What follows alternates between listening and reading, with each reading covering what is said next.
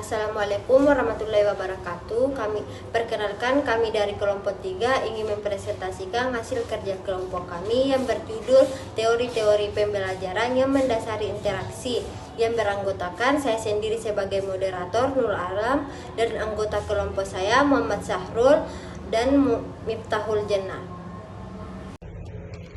Poin selanjutnya ialah teori pembelajaran. Dalam pengertian umum, teori sering dikaitkan dengan seperangkat konsep, ide, dan prosedur yang bisa dipelajari, dianalisa, serta diverifikasi kebenarannya. Jadi, teori belajar adalah kumpulan konsep, ide, prosedur yang di dalamnya cara mempraktikkan proses belajar antara guru dan siswa dan elemen-elemen lainnya yang berkaitan dengan kegiatan belajar. Jadi, saya akan menyebutkan beberapa macam-macam teori belajar.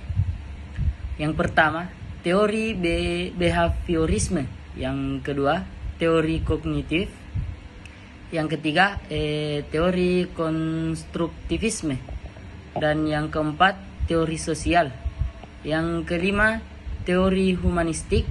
Yang keenam, teori Gagne. Yang ketujuh, teori Bloom. Dan yang kedelapan, teori Vygotsky. Yang sembilan, teori Piaget. Dan yang terakhir, teori Branner. Baik, ada pun macam-macam interaksi dalam pembelajaran. Yang pertama itu diskusi kelompok. Diskusi kelompok tentang interaksi dalam pembelajaran adalah suatu metode pembelajaran yang melibatkan kelompok siswa untuk berdiskusi dan berbagi pendapat tentang topik interaksi dalam pembelajaran. Yang kedua, prestasi. Prestasi dalam pembelajaran adalah hasil atau capaian dicapai oleh siswa dalam proses belajar mengajar. Prestasi ini dapat diukur melalui berbagai indikator seperti nilai akademik, kemampuan kognitif, kemampuan efektif, dan kemampuan psikomotorik. Yang ketiga, proyek kelompok.